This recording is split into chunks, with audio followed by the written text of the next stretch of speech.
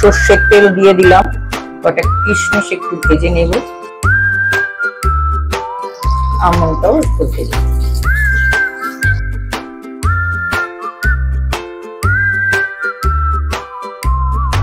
ভাজা মোটামুটি হয়েই যাচ্ছে, বেশি নয়, অল্পই একটু পাতলে নিচ্ছি।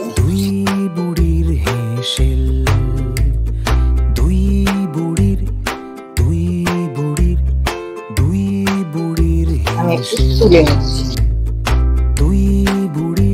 কিশমিশটা আমি তুলে নিচ্ছি, পরে গার্নিশিং এর জন্য দিয়ে দিতে পারবো, ওনাটাকে রাখবো না। বাদামটাকে বেটে নিচ্ছি একদম ভেজে, এর সাথে সাথে যা যা দেওয়ার আমি দিয়ে, এর সাথেই দিয়ে দিচ্ছি একটা শুকনো লঙ্কা ফাটিয়ে। শুকনো লঙ্কাটা একটু ভাজা হলে আঁচটা একটু কমিয়ে নিচ্ছি। শুকনো লঙ্কাটা একটু ভাজা হলে আমি একটু আদা কুচি দিয়ে দিচ্ছি। আদা কুচির সাথে সাথে আমি 5 ফোড়ন দিয়ে দিচ্ছি।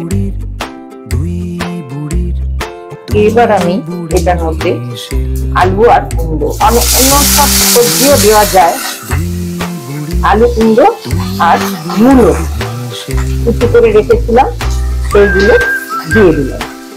এইটা ভাজা ভাজা এবং একটু হালকা সেদ্ধ হয়ে যাবে। সবশেষে আমি মূলো শাকটা অ্যাড করব। এবার আমি এটার মধ্যে স্বাদ মতো নুন দিয়ে দিচ্ছি। আমার আবার 3 কুকের ব্যাপার আছে, মনে হয় 3 বার দিলে ঠিক হলো। হলুদ, নেড়ে চেড়ে একটু ঢাকা দেব।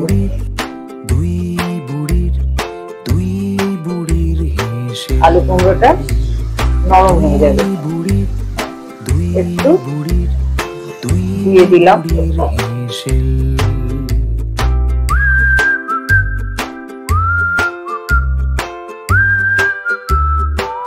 অল্প অল্প ভাজা হতে হতে জোয়ান,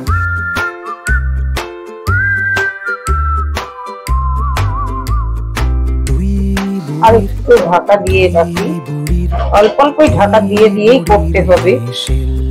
এই যে জলটা গড়াচ্ছে বাষ্পটা, ওটাতেই আলু কুমড়োটা সেদ্ধ হয়েই যায়, আলুও সেদ্ধ হয়ে যাবে। আমি আবার একটু তুলছি।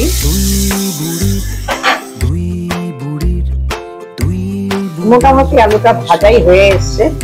এইবার আমি শাকটা দেব। শাকটা মূলো শাকটা একটু সেদ্ধ করে কুচিয়ে রেখেছি।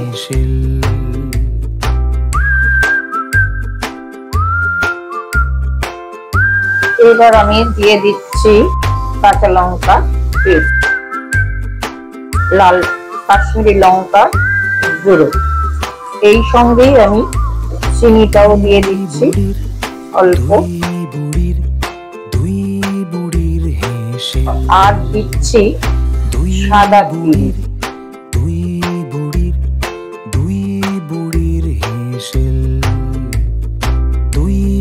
আপনারা আরো বেশি করে একটু শাক ব্যবহার করতে পারেন, আমার যা ছিল ঘরে আমি সেটা দিয়েই দেখানোর চেষ্টা করেছি। কটা কিশমিশ ছড়িয়ে দিলাম। এইবার আমি একটু ঢাকা চাপা দিয়ে রাখবো, একটু সিমে দিয়ে রাখবো, পরে ঘুরে আসছি। আমাকে আবার একটু গুলে দেখতে হবে আলুটা সেদ্ধ হয়েছে কিনা। আলু আর মূলোটা সেদ্ধ হয়ে গেলেই শাকটা কমপ্লিট হয়ে যাবে।